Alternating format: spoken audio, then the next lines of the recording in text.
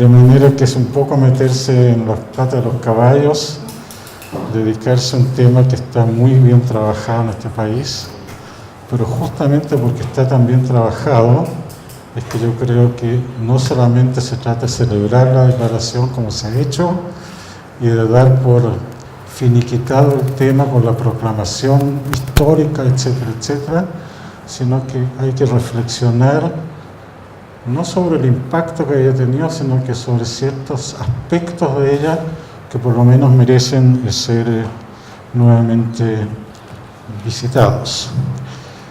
Y para hacerlo bien cortito, hay que partir de una cosa muy amplia, de que nosotros, sobre todo los mayorcitos, hemos vivido en un mundo dicotomizado entre dos potencias, entre dos posturas políticas y filosóficas fundamentales, que todavía la llamamos la izquierda y la derecha, y que ha dejado de ser tema porque uno de los contrincantes se perdió. Ya no hay una izquierda representada políticamente, hay un dejo de izquierda, socialismo renovado, unas cosas bastante débiles y que en el fondo reconocen que ya no tenemos una dicotomía básica entre dos mundos que se peleaban, que no coexistían, sino que se peleaban la hegemonía y que ganó uno de los lados. El socialismo real se hundió y tenemos una hegemonía incuestionada del mercado libre, del capitalismo, que ya nadie se atreve a decir que no, por ese camino no vamos a ninguna parte. Lo que estamos tratando, los que no están totalmente de acuerdo, buscar acomodos, buscar compensaciones, sin negar de que hay una hegemonía filosófico-política, llamen la globalización, el capitalismo, el mercado libre, que domina sobre todo las demás alternativas. Y entonces ha dejado de ser un tema que la izquierda tiene la razón o la derecha tiene la razón, que la izquierda es más social que la derecha es muy social pero que lo esconde, sino que hemos pasado a un tema ético de que hay un mal y un bien. Lo que está bien y lo que está mal ahora está dentro de nuestro debate político-filosófico general.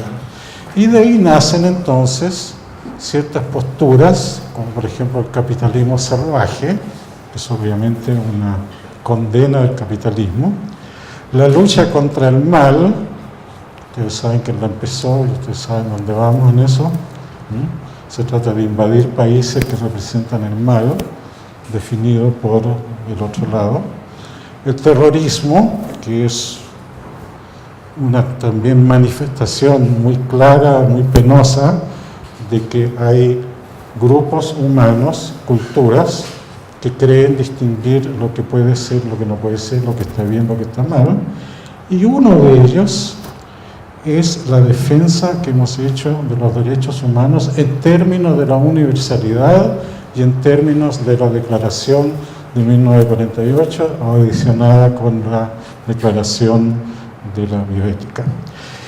Y ese significa, y aquí empiezo a copiar a una politóloga de mucha influencia que pueden conocer, Chantal Mouffe, una belga que está escribiendo mucho y que recalca no solamente que hay una hegemonía monopólica de la posición que sería la ex-derecha, que ahora es simplemente el neoliberalismo, el capitalismo, sino que eso genera a través de la dicotomía bien y mal el antagonismo entre amigos y enemigos.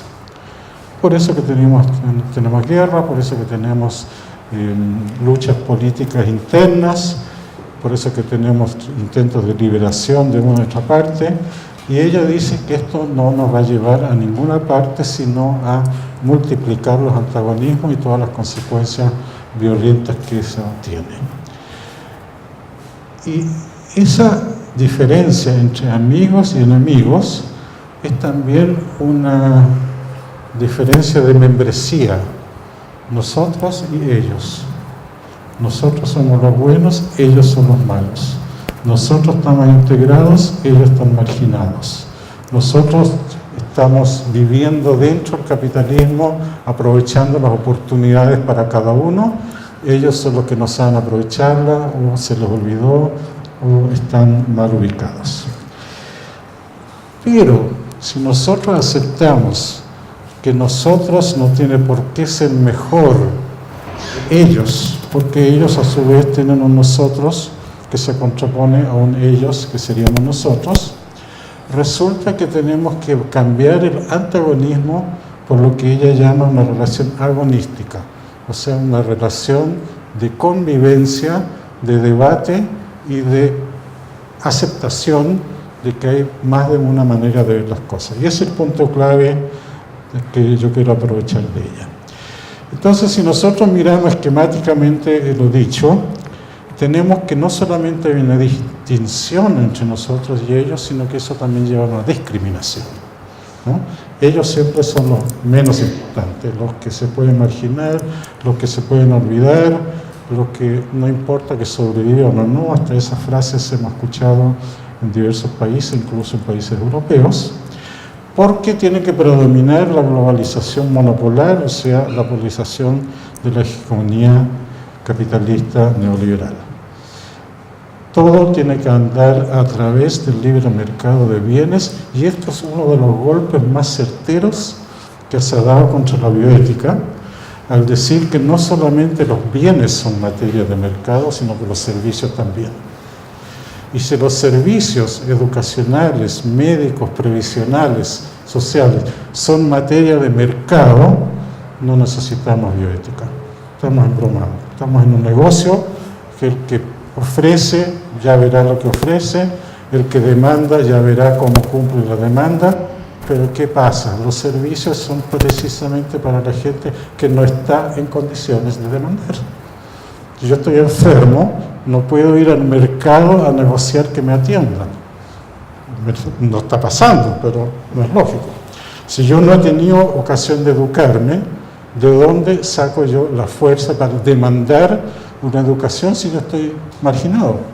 Entonces, una de las cosas más terribles que nos ha pasado y que nos está invadiendo a nosotros como países latinoamericanos con los problemas que sabemos que tenemos, es que también para nosotros la sociedad se está convirtiendo en un mercado de bienes y de servicios. Y la medicina se está mercantilizando, la educación se está privatizando, todo eso que ya sabemos, y eso significa que en el fondo tenemos una minoría hegemónica, la que dicta las leyes del mercado, la que dicta las leyes de la globalización, la que dicta las leyes políticas. Es una minoría que está en el lado bueno, en el sentido hegemónico y con el poder, y que lo que nos conceden a los ciudadanos es la democracia representativa como chupete sintomático. Y si ustedes miran que lo que es la democracia representativa no es nada. No es nada más que el derecho de ir a votar cada tanto tiempo por candidatos que no son impuestos. No lo voy a presentar a usted, ni a mí, sino que ya nos dicen, mire, elija entre A y B, libremente, anónimamente, pero ahí tienen las opciones. Y esas opciones son una fabricación política donde evidentemente predominan las minorías hegemónicas, y eso es lo que estamos viendo cada vez más en países tanto muy desarrollados como los nuestros. Y la respuesta a esto han sido dos. Una que lo estamos viendo pero a ojos vistos, que es el populismo. El populismo no es otra cosa que un marginarse de las posturas políticas y decir, mire, yo voy directamente a las necesidades de la gente. Yo sabré cuáles son las necesidades, pero elíjanme.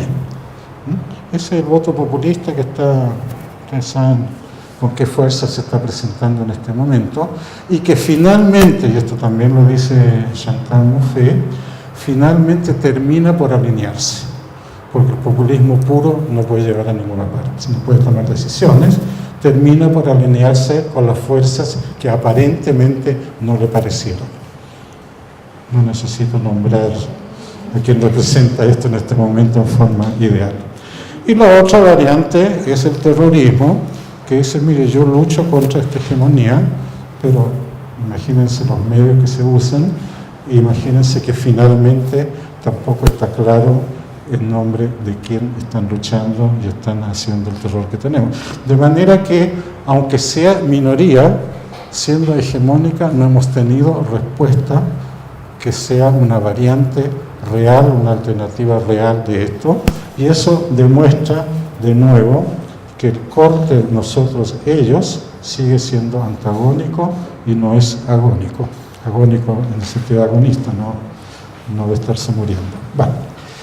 Y entonces, han habido algunos intentos de pensadores muy importantes que han dicho, un momento, si hay una postura hegemónica que domina el mundo en general, está dominando geográficamente, culturalmente, todas las variantes que hay, más rápido, más lento, lo que necesitamos es una ciudadanía cosmopolita.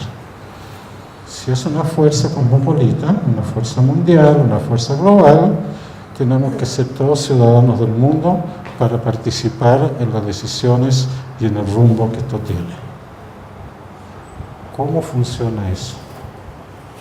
Si yo soy ciudadano de un límite bien claro de la nación. No hay ley de una nación que afecte a la ciudadanía que traspase los límites de la nación. Y los derechos y deberes que tenemos como ciudadanos están en relación a nuestra nacionalidad, o sea, a la nación a la cual pertenecemos. Y eso significa que tampoco podemos pensar en una asamblea parlamentaria global. ¿Qué es eso? Eso es un sueño, ni siquiera el Parlamento Europeo ha hecho algo útil en ese sentido. ¿Cómo vamos a tener una asamblea mundial? ¿Quién va a estar ahí? ¿Y en nombre de quién va a estar ahí? Estas son divagaciones filosóficas que no nos llevan a ninguna parte y tampoco podemos aceptar, aunque venga de fuentes que no son muy queridas y apreciadas, pensar en el ciudadano del mundo. No podemos ser ciudadanos del mundo. Eso es una imposibilidad ontológica prácticamente. Y además, el hecho que fuésemos ciudadanos del mundo no va a separar y dividir las diferentes posturas que tengamos. Entonces, ¿qué vamos a hacer? Pelear entre todos los participantes de esta asamblea teórica. Y entonces, en esa postura que busca que haya más de una opinión válida, más de una postura filosófica y política válida, aparece el pluralismo legítimamente dialogante. ¿Qué significa eso? No se trata de que cada uno tenga su idea y diga, mire, el pluralismo me autoriza. Tengo que ser legítimo en el sentido de representar un cierto conjunto de valores y de estar disponible para debatir, deliberar, dialogar con otros grupos que también solicitan para sí mismos el derecho a ser reconocidos y a participar en las decisiones políticas que se tomen. O sea, un pluralismo efectivo, no el pluralismo cada uno piensa lo que quiere, sino el pluralismo que representa ciertos valores y ciertas posturas éticas que son, por supuesto, más de una. Y entonces en ese lenguaje o en ese entendido, que de palabra lo tenemos ya representado, pero de hecho no, porque no todas las ideas plurales, aunque tengan representación importante, logran presentarse y lograr realidad. Piensen solamente, y no voy a entrar en ese tema, la biopolítica. La biopolítica es por esencia una política discriminatoria en base a hechos biológicos, sean raciales, sean de género, sean de cualquier tipo. Significa, voy a hacer una política que hace vivir a unos y deja morir a otros, según Foucault, o al revés, deja vivir a unos y mata a otros, todas las variantes, pero no vamos a entrar en Foucault aquí, porque tenemos que ir a comer alguna hora. Entonces, la defensa de los derechos humanos universales se contrapone en su universalidad con este derecho también representado y aceptado de que pueden haber más de una posición, más de una mirada ética, más de una mirada filosófica, y que no hay ninguna de ellas que efectivamente sea universal. Y eso se ha dicho múltiples veces, es universal para nosotros, para una determinada cultura, que es una cultura hegemónica del neoliberalismo. Pero si ustedes leen un escrito de pensadores de Oriente, dicen, no, esta es una declaración universal de individuos. Y nosotros no somos partidarios de la individualidad. Para nosotros el ser humano es un conjunto con la naturaleza, es un conjunto con sus antepasados, es un conjunto con lo social. Es exactamente lo que nosotros en la cultura occidental hemos echado para atrás. Aquí lo que vale es el individuo, y que el individuo se rajuñe como mejor pueda, y el Estado, por favor, que se quite. El individuo vaya al mercado a pedir los servicios y vea cómo se la arregla. Entonces hay una discrepancia entre nosotros, países de Occidente, consideramos que es un derecho humano universal, y la postura que dice no es tan universal como ustedes dicen. Esto en parte es comprensible. Ustedes no pueden pedirle a un organismo como las Naciones Unidas, que alberga todo tipo de países y culturas, pero donde algunos son más presentes que otros y mandan más que otros, aunque no paguen sus cuotas, ¿no? Y tener un lenguaje que no sea tan general, tan difuso, que podríamos llamarlo universal, a pesar de que de hecho no lo es. Ese es el producto inevitable de conglomerados supuestamente universales en su postura. Entonces aparecen varios pensadores. Honora O'Neill en Inglaterra, Roberto Espósito en Italia, que no los quiero mencionar aquí para no alargar, y tomé también algo de Chantal Mouffe, que dice ahí claramente que los derechos humanos obviamente van a intentar el estatus de derechos fundamentales. Ese es su interés básico y es razonable que así sea. Pero cumplí otra vez en el orden del derecho imperante, no del derecho analizado fríamente. Y lo que pongo aquí es lo que más me interesa. Allí se reconoce la especial tensión entre su significación moral universal, que no estamos discutiendo, y las condiciones locales de su realización, y eso sí lo estamos discutiendo. Podemos plantear el significado moral de los derechos como algo universal. Es perfectamente razonable hacerlo. Pero finalmente son las condiciones locales las que permiten o no permiten su realización efectiva.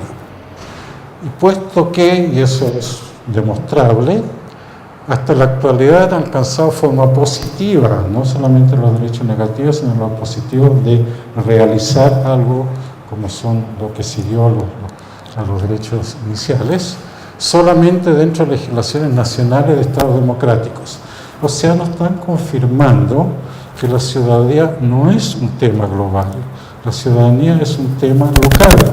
Por lo tanto, si yo hablo de los derechos humanos de la ciudadanía, no puedo hablar en forma universal, porque las legislaciones y las realidades locales no nos permiten una realización universal, y vamos a ver, no solamente no lo permiten, sino ni siquiera lo intentan. Este es un trabajo terrible de dos personas muy conocidas en el ámbito ético y bioético, John Abbas, que falleció hace un año, una cosa así, y Elizabeth Fenton, que trabajó con él muchos años, y que publicaron nada menos que en el Hastings Center Report, o sea, una de las publicaciones claves de la bioética. No es un advenedizo, sino que gente muy competente en el tema, en una publicación que no puede sino ser leída, por lo menos los que se dedican a la bioética, y dicen textualmente otra vez, concluimos, a lo largo de un artículo de varias páginas, concluimos que un derecho a bienes relacionados con salud es compatible con la desafortunada probabilidad de que por muchos años por venir no serán realizados para la gran mayoría de los países pobres del mundo. O sea, una condena a que las cosas como están, están. Si usted es pobre y no puede realizar los derechos, lo siento mucho. Y no solamente lo siento mucho, el mismo artículo, un par de páginas más adelante, se pone más dramático todavía. Debemos concluir, de nuevo concluye, contrariamente a nuestro modo habitual de hablar, que ellos, los derechos humanos, no tienen carácter universal. En otras palabras, los derechos humanos institucionales, fíjense en esto, no son en términos estrictos derechos humanos prístinos, unmodified, dicen ellos. Llevan un mayor parecido a derechos políticos, de ellos la cursiva, que son reconocidos por estados particulares en base a su propia y particular cultura política y prioridades de valores. Fíjense que aquí no solamente hay una condena, sino que un reconocimiento que el tema de los derechos humanos es un tema político. Y agregan en otra parte, por lo tanto, no es un tema global, por lo tanto, no es un tema donde los ricos se tienen que ayudar a los pobres, que es lo que la ética global dice que va a pasar, pero no pasa. Entonces, tenemos que efectivamente los derechos humanos, siendo un problema político, son absolutamente contextuales al lugar donde son analizados y realizados. Y entonces, con esos antecedentes, vamos a la Declaración Universal de Bioética, que desconoce esto, que ella habla de universalidad. Perfecto, es lo que tiene que hacer. Es proclamada, anunciada en realidad, en 2005. Y la pregunta que me cabe a mí, que la vengo formulando hace años, ¿por qué? ¿Por qué si tenemos una Declaración Universal de Derechos Humanos, necesitamos una Declaración Universal de Bioética y Derechos Humanos? ¿Insuficiencias de la primera? ¿Un aporte que la bioética podría hacer pero no ha hecho? Juan Carlos Tealdi se ha dedicado mucho al tema y para él son casi sinónimos. Hablar de bioética, hablar de derechos humanos. Y hemos conversado mucho de esto y yo le digo, si son sinónimos, una de las dos cosas sobra. O la bioética es un aporte a los derechos humanos o no lo es. Pero es curioso que después de tantos años las Naciones Unidas hayan sentido la necesidad de aparecer con una nueva Declaración Universal que enriquece los derechos humanos con la introducción de la bioética. Ahora, hay un libro muy interesante que publicaron desde la UNESCO después, relatando todos los entretelones de la discusión que por varios años se tuvo hasta llegar a la formulación de la declaración, que la publicó Ten Have, que dirigía la bioética en la UNESCO en ese tiempo. Y ahí se leen una serie de cosas muy curiosas, entre otras que UNESCO decidió en algún momento, creo que fue el 2003 o 2002 por ahí, que era oportuno sacar una declaración de bioética y derechos humanos. No explicó la palabra oportuno. ¿Por qué era oportuno? Desde la bioética yo podría decir, y lo han dicho muchos, no es oportuno. No es oportuno porque la bioética todavía está tan en pañales, está tan sometida a debates, controversias, influencias de intereses, no está en condiciones de asumir una tarea de esa magnitud. Es lo que dijeron muchos de la OMS, que dijeron, mire, la UNESCO se arrancó con los tarros, como decimos en Chile, no le correspondía a ella hacer esta declaración, pero ya que la hizo mal.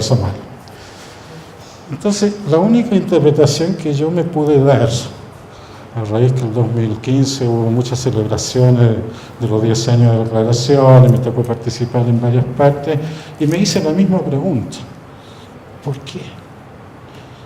Entonces, lo único que se me ocurrió, esto no es una aseveración de la fuerza de la bioética, es un llamado a la bioética a que coopere a la realización de los derechos humanos. No está suficientemente avalada con la declaración del año 48. Está pidiendo ayuda de la bioética, que sea capaz o no, ya veremos, pero por de pronto es un llamado. Entonces la bioética, en vez de solazarse, de aparecer en una declaración universal, debiera levantar las antenas y decir qué me están pidiendo. Y si me están pidiendo, hagamos algo. Y eso hasta ahora no ha pasado. Hay una crítica que da una justicia relativa, que dice, bueno, pero la declaración no ha tenido ningún impacto real, como tampoco lo ha tenido la declaración del año 48, porque la realidad ha sido mayor miseria, mayor desigualdad, mayor problema, y la declaración que tiene ahora 12 años, en el transcurso de ella, ustedes pueden ver que aquellos temas que interesan a la bioética han ido empeorando. Ejemplos estadísticos que yo revisé son mayor uso de agrotóxicos que antes, mayor desigualdad, índices Gini trancados por allá arriba en nuestros países. Los chilenos nos preciamos de tener el peor índice Gini de Latinoamérica junto con Brasil, y a su vez los índices Gini de Latinoamérica son los peores del mundo.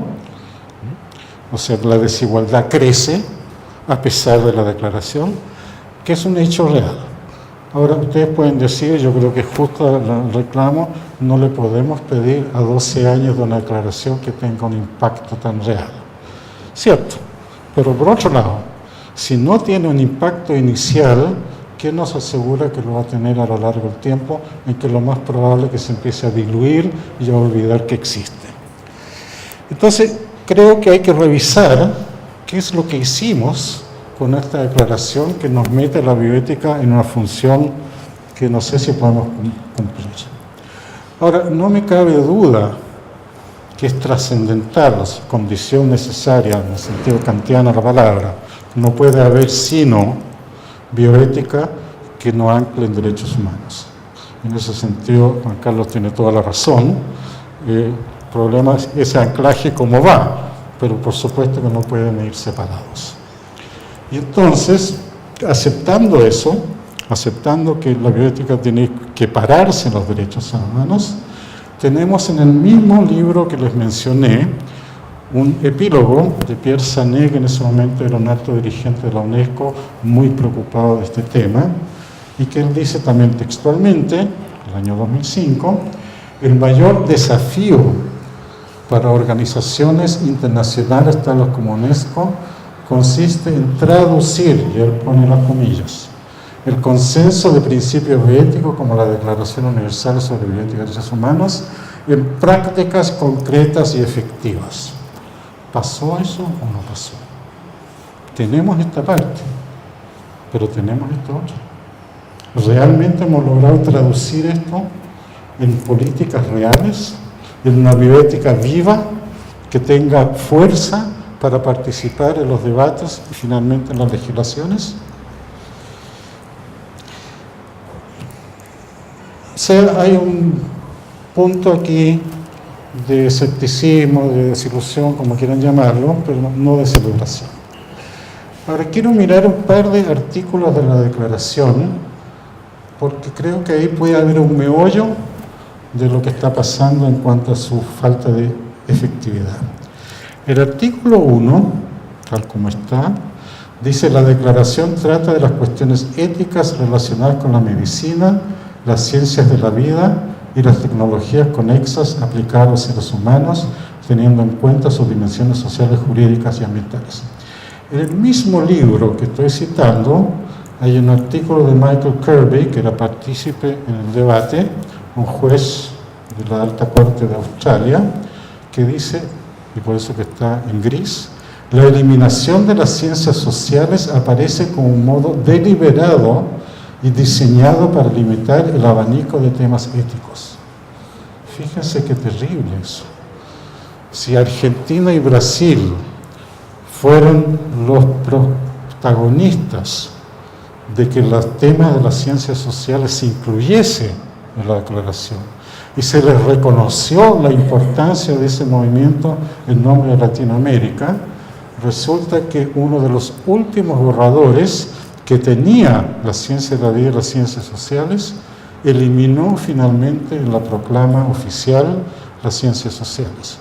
Y por lo que dice uno de sus participantes, no observador, participantes, modo deliberado de sacar el tema de las ciencias sociales. Gravísimo. Otro artículo que me preocupa, esta declaración se dirige a los estados, dice en el artículo 2. Y el artículo 14 dice, la promoción de la salud y el desarrollo social para sus pueblos es un cometido esencial de los gobiernos que comparten todos los sectores de la sociedad. Los gobiernos locales, nacionales, no hay nada de universal en esto. Le está hablando a los estados, tengan o no tengan las posibilidades, tengan o no tengan el deseo de avanzar en el tema, le dice a los estados, aquí tiene una declaración. No está diciendo que el mundo tiene que preocuparse, está diciendo los estados y los gobiernos, esa es tarea suya. Ese es un punto que a mi modo de ver por lo menos descalifica todas las ideas de una ética global, una bioética global, una ayuda de los más ricos a los más pobres que no se realizó nunca, no se cumplió, hay un 0,4% del PIB que tendrían que dedicar a los pobres, no se ha cumplido, etcétera, etcétera. O sea, no estamos en un ambiente que si bien es hegemónico, no es solidario. No siendo solidario quiere decir que los pobres sigan siendo pobres y los otros siguen con el poder. Pero hay otro punto que me preocupa y que está relacionado con el tema de ustedes en este posgrado, que es el artículo 21 del tercer inciso, que dice, esto no está textual, pero porque está abreviado, las actividades de investigación transnacionales, en materia de salud deberían responder a las necesidades de los países anfitriones. Escuchamos recién la intervención de la colega de que vienen de afuera y se llevan para afuera. Nada que ver con la necesidad de los países anfitriones. Y se debería reconocer que es importante que la investigación contribuya a la paliación de los problemas urgentes de salud a escala mundial. ¿En qué quedamos? ¿En qué quedamos? Yo me puedo disculpar de cualquier investigación que hago en otra parte porque estoy trabajando en la salud a escala mundial. Defíname eso y dígame qué tiene que ver con las necesidades de los países anfitriones. Y entonces aquí aparece, y por eso que recalqué la palabra investigación, un tema que en realidad era de la otra ponencia, que no sé si aquí hay muchas personas que hacen investigación. Ninguno de nosotros, yo no hago bromas, pero ninguno de nosotros se denomina científico. Todos nos denominamos investigadores. Somos researchers, investigamos. Y una diferencia fundamental. La ciencia busca verdades, que los alcance no de otro cuento, pero eso es lo que busca. Por lo tanto, se siente autorizada a emplear cualquier método, cualquier medio para avanzar en la verdad y categóricamente dice nosotros no estamos para sujeciones, controles y límites de orden ético y menos bioético. Eso molesta nuestro trabajo. Y tenemos grandes enemigos. Pero resulta que no somos científicos nosotros. Nosotros, por lo menos en el área gigantesca de la biomedicina, somos investigadores. ¿Qué significa eso? Que nos planteamos un problema específico y buscamos la solución a ese problema. No estamos juntando ciencia por la ciencia, conocimiento. No, tenemos y reconocemos y nos dan los grants en la medida que planteamos un problema, que se acepta que es importante ese problema y por lo tanto se requiere de nosotros una respuesta. O sea, investigamos para obtener respuesta, en lo posible soluciona los problemas planteados.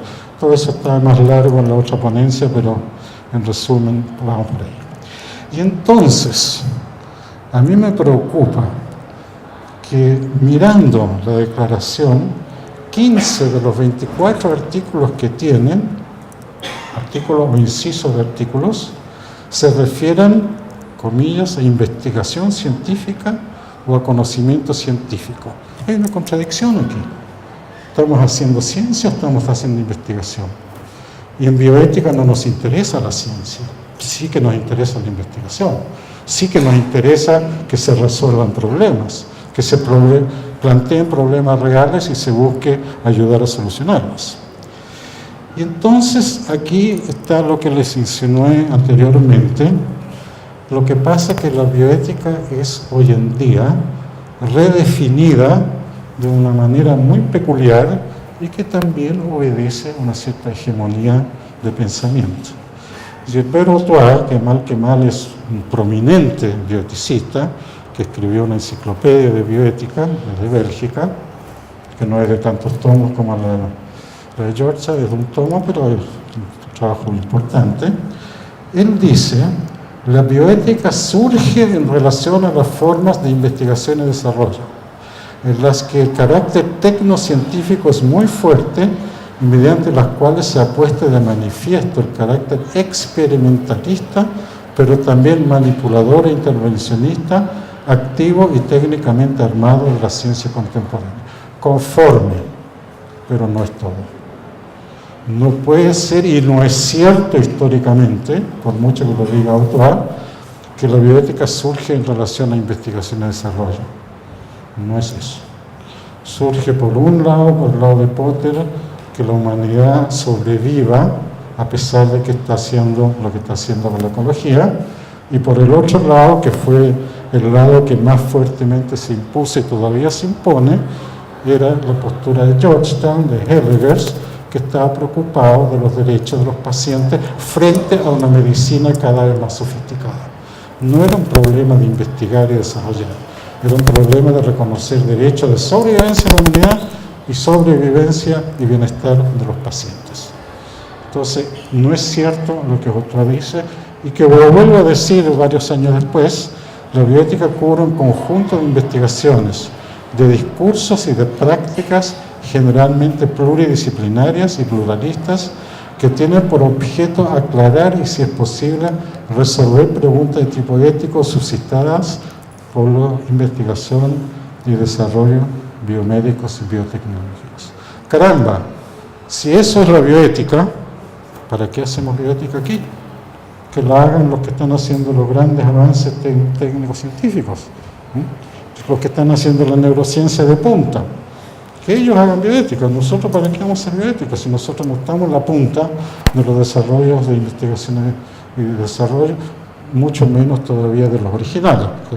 Estamos sometidos a fuerzas externas que nos meten a investigar cosas que puede que nos interesen, pueden que no. Entonces es muy grave que una declaración universal de bioética se ciña prácticamente a un modelo tecnocientífico, positivista, biomédico, o sea, biomédico en el sentido no la medicina, sino que la biomedicina, que incluye investigación, biología, etcétera, se ciña a esto y desconozca en el fondo, a pesar de que hay artículos que hablan de esto, pero haga el hincapié en aquello que no es lo fundamental para nosotros. Si nosotros tenemos problemas de derechos de los pacientes, de los probandos, si nosotros tenemos problemas de consentimiento informado, si tenemos problemas de terapias médicas injustificadas o no, etcétera, etcétera, no son dependientes de la tecnociencia, son dependientes de un cierto conjunto de valores que están en contraposición y que están pidiendo algún tipo de acuerdo. Y entonces vuelvo a esta definición que le estoy haciendo tanta propaganda, lo que es mía.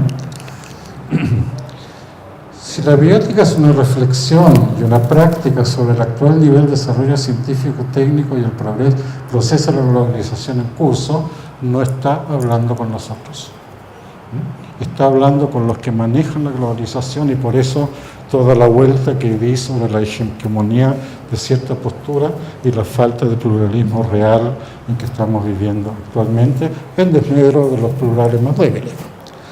Y vuelvo entonces a pedir que la bioética sea una disciplina que reflexione sobre los valores comprometidos por intervenciones, no necesariamente tecnocientíficas, por intervenciones que el ser humano considera oportuno, práctico y factible torcer el camino natural de los procesos vitales y de la naturaleza.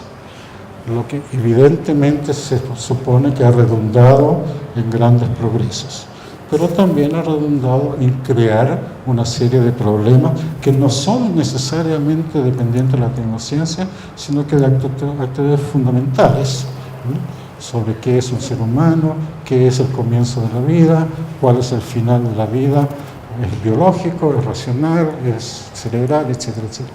O sea, hay problemas serios, cotidianos, nuestros, que son de dependencia cultural, tienen que ser de resolución local, ya lo vimos que los derechos tenemos que representarlos a través de la ciudadanía de los países y no podemos simplemente ceder la bioética simplemente a las grandes aventuras tecnocientíficas que tenemos. Porque además, si nosotros hacemos eso, llegamos atrasados. ¿Qué pasa con la clonación humana? No, sí, no sabe qué más, todavía no se puede, así que dejemos el debate para otro día. ¿Qué pasa con las neurociencias? Pero es que tenemos que entender cómo piensa el ser humano. Sí, pero resulta que ustedes también con eso están elaborando un sistema de control del ser humano. Y ese es el origen de las neurociencias. ¿Quién empezó las neurociencias? Los militares, el Departamento de Defensa de los Estados Unidos. Es el que más dinero ha puesto. ¿Para qué? Para disciplinar a sus soldados a que tuvieran un modo de actuar que fuese proclive a los triunfos bélicos, que sufrieran menos, que no tuvieran remordimiento al matar al prójimo, o sea, a rediseñarlos internamente.